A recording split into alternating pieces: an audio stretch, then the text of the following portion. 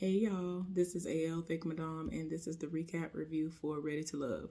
So, this episode started out with everybody arriving to the house that they're going to be staying in for the weekend. And the first three people to arrive were Dakia, Joy, and Clifton. Well, Joy and Clifton put their bags on a bed. I think Clifton got there before everybody else, so he put his bag on a bed because there are beds and there are bunk beds as well, and I'm just like, why do people do this?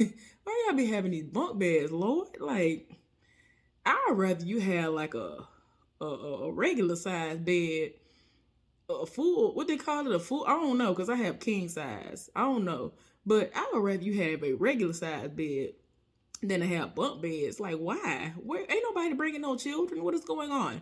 Anyway, but so when the kid went and looked, she saw some bags there later on, and it was just like, woo, child. But Joy felt the need to say in her confessional that she does not have to do anything physical to solidify her relationship, her situation, or whatever her status or whatever you want to call it, her standings with Clifton. And I was like, okay, that was interesting for you to say, but go on. Um, yeah, y'all. Let me see. I'm trying to figure out how I want to say it. But anyway, because I was like, I know I'm gonna forget. So before I even watch this episode, tell me why there seems to be controversy, if you will, about the shirt that Dakia wore up there. And I'm like, why? There was one time that I wore a shirt like that on here, and I explained to y'all the type of shirt that it was. And I don't see the problem with it. Like, first of all, she has the breasts for it. She has the breasts for it. The one that I had was one that you would wear when it's hotter outside and all that. But the one she had on was perfect for the fall weather that they were experiencing at the time. And it was not ugly. Like, I don't understand. I don't know. I don't understand what the controversy was about. People was reading and said that shirt was not it. That top was not it. I don't know. The people was going off about that top. And I was just like, it ain't even that deep. But go off, though. So everybody started arriving. I'm like, okay, cool. Dakia is already in a bad mood because she saw that there were two bags, one of which belonged to a woman, and the only man that was there at the time was Clifton. So it was obvious that that was the bed that he was going to be in. And since she knew that wasn't her bag, it was obvious that it was Joy's bag. So Sabrina was like, y'all think people gonna be sharing beds? And I'm like, girl, don't stir the pot. Well, everybody got there except for Tina, and Tommy got there, and he explained to them that Tina said that she's having car trouble, but she would come later. And so I'm like, okay, but they already had a rude awakening off rip, letting them know that one man was going to be going home before the end of the trip, like that day or that night or whatever, however that goes. And so they was like, well, dang, we ain't even gonna get a chance to really do much of nothing before somebody got to go home. So they gonna have to figure out what they gonna do. So instead of Tori talking to Sabrina and other women that he could be making connections with, he was talking to Ops. Let me stop. He was talking to Demetrius. And he basically was like, obviously, you and I both have a connection with Sabrina, and, we both had these connections with her. And I'm just like, why are you talking to him? And I understand, like, he basically was telling him his feelings about what happened that day when she rolled up on Demetrius and kissed him, and how everything has been kind of weird ever since then. And so he was like, I mean, it's obvious that she and I are tight or whatever. And, he's secure in his position in his mind. So I'm just like, child, I don't understand why he sat up there and went and talked to him. That don't even make no sense. You needed to have been talking to Sabrina and other women, and because one of y'all going home, and it's more than likely going to be you. The people who they need to have been sent home, who shouldn't even got anywhere near this part of the competition, are still there. And people are getting their life for some unknown reason when they come around. I don't understand, but we're going to get there. Y'all already, if you watch my recap reviews, y'all already know who it is. So anyway, we end up seeing Donovan and Sabrina talking, and she's worried that because his divorce is so fresh, because he's just 3-4 months out, versus her being out a year and something. She's worried as to whether or not he gonna be out here playing the field. Like, are you sure you're ready? He was like, well, I mean, I've dated and I feel like I'm ready. And I'm just like, 3-4 months. I don't feel like that's enough time, but go off though. So then we end up seeing Carmen in the house, like all the way up on Paul, and he over here in his feelings because Tina's not there. Christina, I think her name is Christina, but they call her Tina. She's not there. And so she's like, well, you know, he gonna have to do what he gotta do because I'm here, and whether all of his connections are there or not, you know, I'm here to play the game. It's pretty much what I'm getting from her. To me, she don't even fit. I don't understand why she's here. I don't see it. I don't see her really seriously connecting with people. I see people looking at her like her body is eye candy. That's it.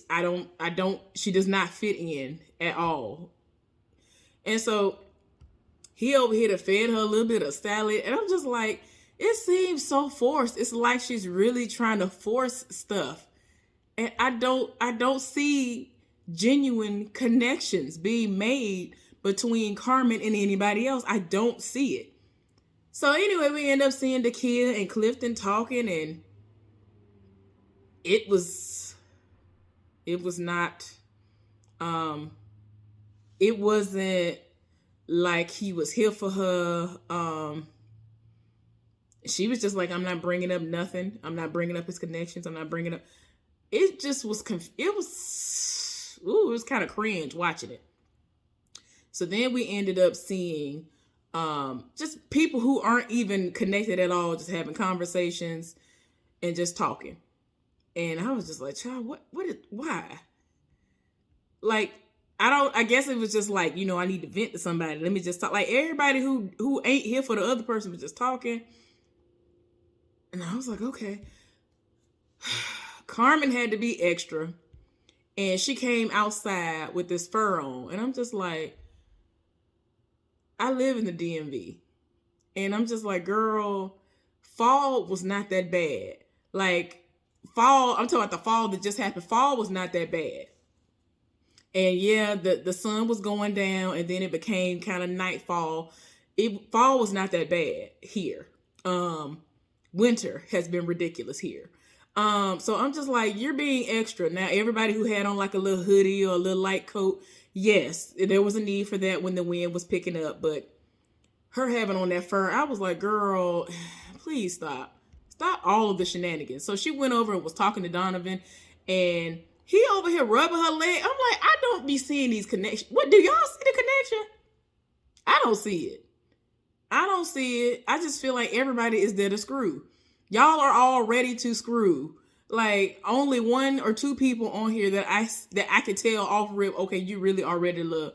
And I don't understand what she here for. But every time I see her, it's just like everybody's ready to screw you. Ain't nobody here to wife you. I don't see nobody up in here who is like, oh my gosh, I see her as my wife. I could see myself marrying her. I'm just like, no. And of course, you know, the men gathered around and they were talking. And everybody, like, the women were gathered somewhere, the men were gathered somewhere. Everybody wondered where Tina at. And so Joe was pretty much like, well, shoot, I don't care. Because, you know, people were like, I don't really care because I'm here to do what I'm here to do. And Paul in his feelings, Donovan a little bit in his feelings. Donovan has been the main person trying to call her. She has not answered any text messages or calls. And it is what it is. And Joy was like, look, your connections are here. But, you know, I'm here. It is what it is. So we ended up seeing Sabrina and Demetrius sitting down eating together, right? After dinner was prepared. The men, I think, cooked. And she's confused. She says she doesn't really know where she stands with him. And so he's confused. He was like, what? Like, and so I was like, girl, y'all kind of like right here. So she was like, we'll talk about it later. We'll talk about it later. That was so embarrassing. And she was saying that she can't tell if he likes her. I was like, see, this is what I'm talking about. He has so much mystery and all this stuff surrounding him. Whenever we see him, I don't be understanding where everybody be having these connections and why everybody be living for him, because he just be off in the cut just like he just there. I just be like, what is y'all talking about? Okay.